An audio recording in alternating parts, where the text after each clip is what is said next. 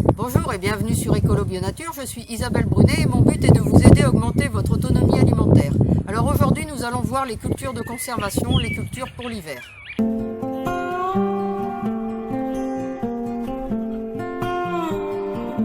Alors au niveau des cultures de conservation, on a le maïs. Alors ici tout le long, il y a à peu près 56 pieds de maïs. En fait, qui va être partagé entre nous et puis les animaux, tous les canards. Alors puisqu'on est dans le maïs, on va parler aussi dans les cultures de conservation, les courges. Alors il y en a quelques-unes déjà ici, mais le plus gros du stock, je vous les montrerai après. De toute façon, toutes ne sont pas plantées encore pour le moment. On a encore une ici. Elles vont courir au milieu du maïs. Une ici.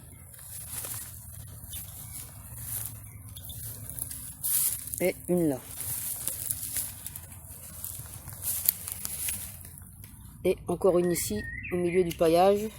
Alors puisqu'on est là, ça n'est pas la plus grosse partie des cultures de conservation, mais on peut parler aussi des choux. Alors que ce soit les choux paumés qui, une fois cueillis, se conservent facilement en cave pendant 1 mois ou 2. Les choux sont là, je ne sais pas si vous les voyez à travers le paillage.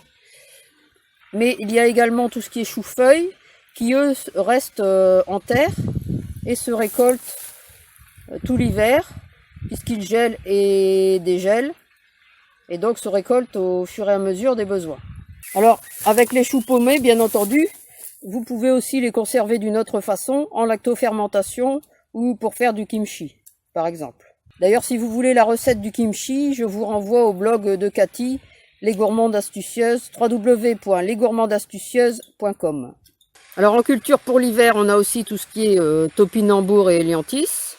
Alors, vous voyez ici, il y a une forêt, pratiquement. Donc, on ne va pas en manquer encore cet hiver. En culture de conservation, celle qui vient à l'esprit en premier, bien entendu, ce sont les pommes de terre. Alors là, ce sont des variétés Sarpomira. Je vais vous en montrer d'autres par la suite. Alors là, il y en a quelques-unes. C'était des restes.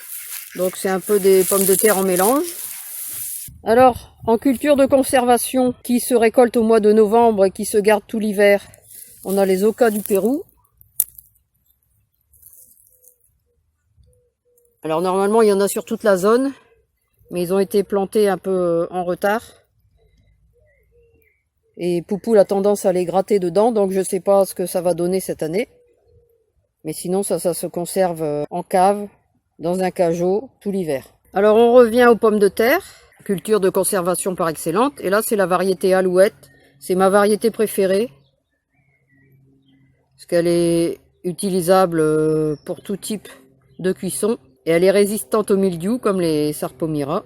Alors, avec toujours des courges, entre deux.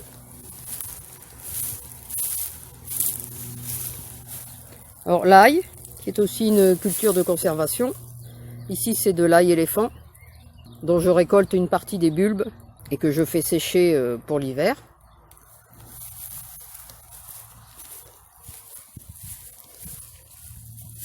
Alors, ici, toujours des courges. Et avec une autre culture de conservation peu connue, mais que j'adore, qui sont les poires de terre. Là, depuis le début de la semaine, je suis en train de finir mon stock, parce que je me suis aperçu qu'il en restait encore. Donc je suis en train de manger les dernières poires de terre tous les soirs. Elles se sont très bien conservées, comme d'habitude, à la cave, dans du sable.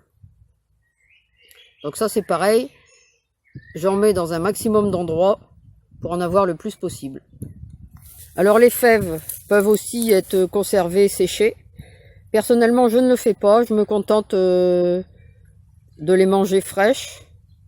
De toute façon, j'en cultive pas énormément, j'en ai ici et une deuxième zone. C'est juste pour faire mes jardinières de légumes avec les petits pois carottes et oignons frais. Alors encore quelques pommes de terre, hein. Dès que j'ai un petit peu de place, je mets des pommes de terre. Là, c'est des restes de différentes variétés. Alors ici, une quinzaine de pieds de maïs. Alors en espérant que tout pousse, parce que Poupoule est allée gratter à l'intérieur. Et évidemment, elle m'a cassé quelques quelques pieds. Alors ici, on a du riz du Borskian. J'avais déjà fait un test l'année dernière, mais il n'avait pas levé. Et cette année, je l'ai semé en godet. Et il a bien levé et j'ai pu repiquer les godets. Donc on verra ce que ça produit. Je pense que cette année, ça va être surtout pour refaire des graines, afin de pouvoir en cultiver une plus grosse quantité l'année prochaine. Alors je vous avais dit que j'avais raté mes betteraves. Bon, c'était pour les betteraves d'été, donc c'est pas trop grave puisqu'il y aura suffisamment d'autres choses à manger, tomates, concombres, courgettes, etc. Carottes, bref, si j'en ai pas pour l'été, c'est pas grave. Par contre, c'est important pour l'hiver, donc j'ai refait entre mes lignes de tomates des semis de betteraves pour l'hiver. Alors sur les tomates, on en parlera quand même un petit peu, mais j'y reviendrai tout à l'heure.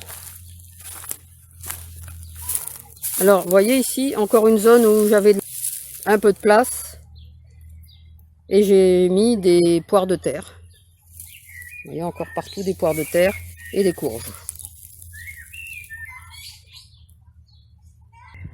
Les carottes qui se conservent très bien dans une cave, dans du sable tout l'hiver. Alors ici, encore un peu d'oignons.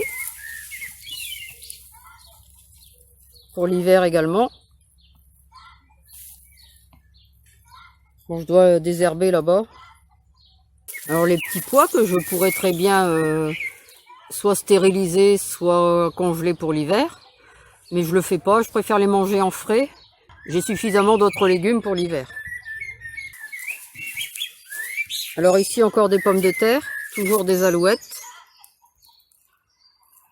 Alors ici, on est dans la partie forêt-jardin. Et donc ici la clairière nourricière. Donc j'ai remis aussi des alouettes là.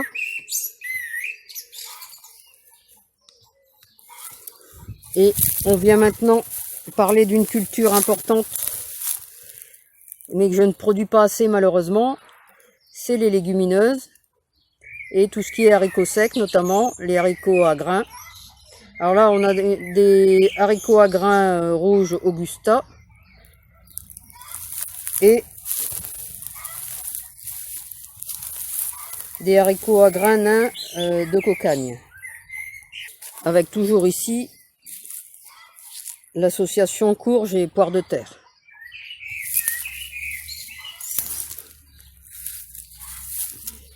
Alors c'est une association qui fonctionne bien puisque les poires de terre, c'est des tubercules qui sont dans la terre et les tiges montent assez haut. Donc les courges peuvent courir entre deux et les courges permettent de garder l'humidité du sol. Alors je reviens aux légumineuses. Donc ici on a des haricots d'Espagne. Ça j'en fais une bonne consommation. Donc j'essaye d'en produire pas mal, ça donne bien ça. Et donc je les fais sécher. Je les mange pas en frais, je les fais sécher. J'ai quelques haricots verts juste pour le frais. Alors ici ce sont les variétés colorées, hein, classiques de haricots d'Espagne. Alors ici nous avons des haricots de Lima. Alors il n'y en a pas beaucoup, c'est surtout pour refaire des graines, parce qu'il m'en restait pas beaucoup. D'habitude je les mets plutôt à grimper sur le maïs, mais en fait j'en perds beaucoup. Les limaces se régalent, donc là il me fallait refaire des graines, donc j'ai mis quelques pieds ici. Et ici l'autre variété de haricots d'Espagne, là ce sont des haricots d'Espagne blancs. Pourquoi est-ce que je privilégie les haricots d'Espagne? Parce qu'ils sont très gros. Avant je mettais des haricots orteils du prêcheur, mais c'est difficile de s'en procurer, je n'en ai plus.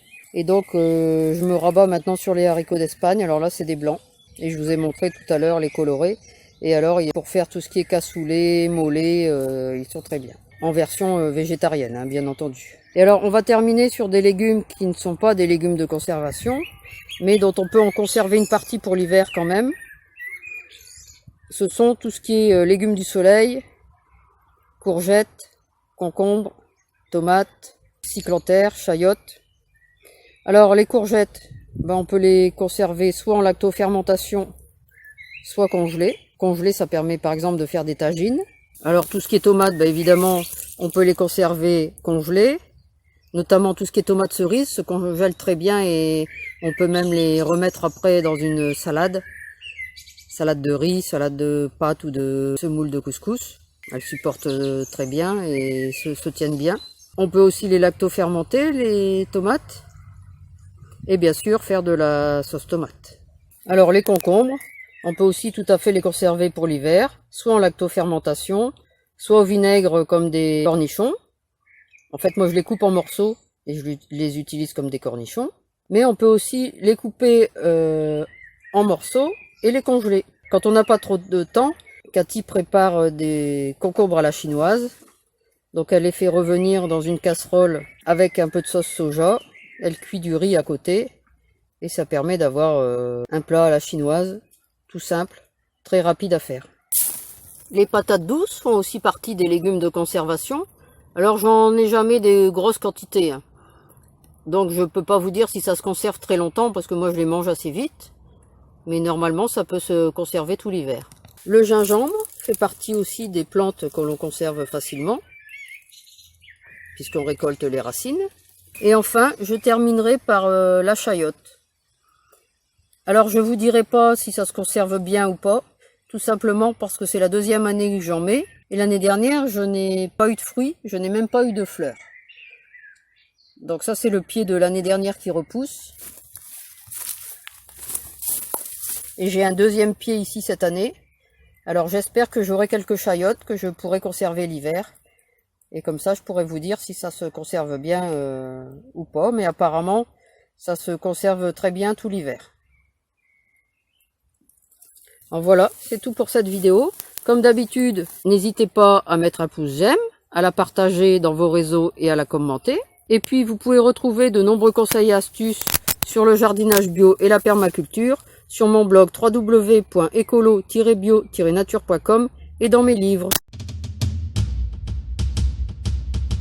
À bientôt!